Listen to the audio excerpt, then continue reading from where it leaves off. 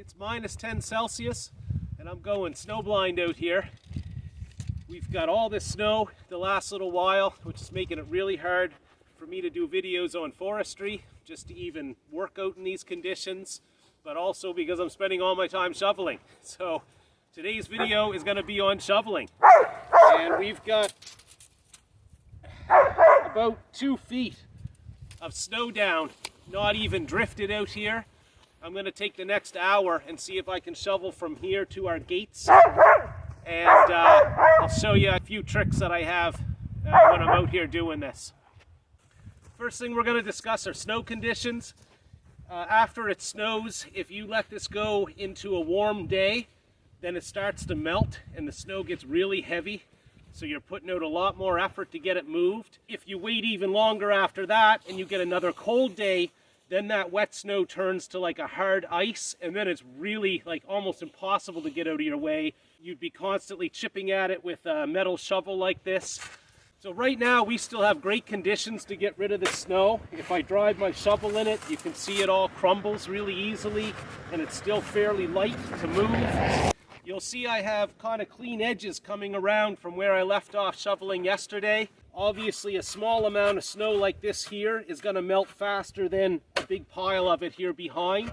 And so if this were to melt and then freeze, then you get this like ice kind of in front of where you're about to try to shovel, and then you're having to chip that stuff out of your way. So when you leave off, if you don't get your whole job done, try to like clean your edges, and then it's a lot harder for down here to like melt and harden on you. You'll see here in a moment also with the right snow conditions, you can then use the large scoop, which is a whole lot better than using one of these shovels.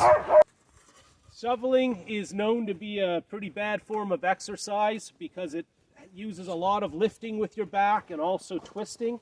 And it would take a long time if I got to take one shovel at a time and throw this stuff out of my way. So because of that, I've started using one of these large scoops here, and these are actually really great. They move a lot of snow. Rather than shoveling, if you use one of these, you're always driving forward with your legs and pushing with your chest in a straight line, and so it's much better exercise, and it moves a whole lot more snow, provided the conditions are right to use one of these. These are not useful if your snow melts and then hardens again, so you really have to get to it in the right conditions.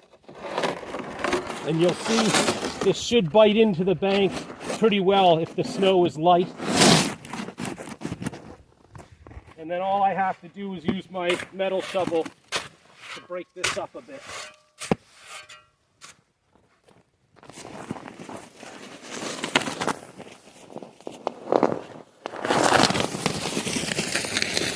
If we pan to our right over here, we're along a road, and it's never a good idea to put your snow right here off of your own driveway, because then it builds up and it gets hard to see down the road as you pull your vehicle out.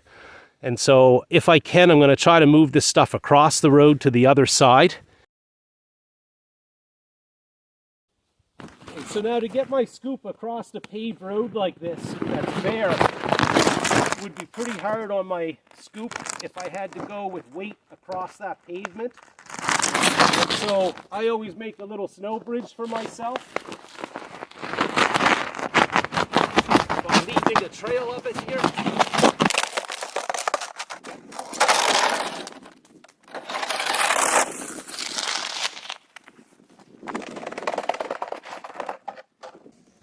Now on this side over here, I create a ramp to get up and over the snowbank that the plow leaves.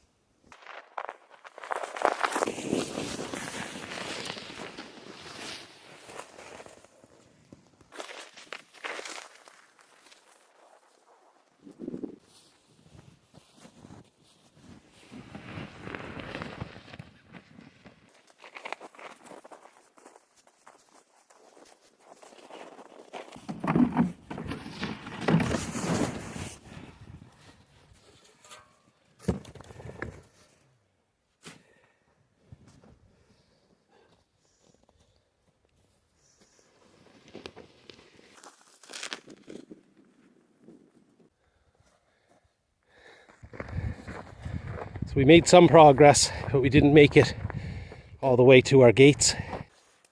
I was able to do 40 passes with the shovel today from over here across the road and up our ramp. I think that's a respectable amount.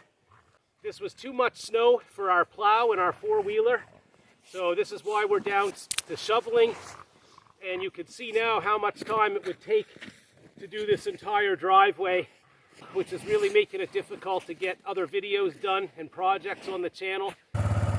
We've reached the limit of what an Arctic Cat 400 4x4 can plow. I shoveled this all out to the gate by hand, and then we started in this today, and every time I go forward, it just, even with the blade on an angle, it builds up way too much snow in front of the plow. If I want to plow snow this deep, I need to go with a snowblower, a larger ATV, or a tractor.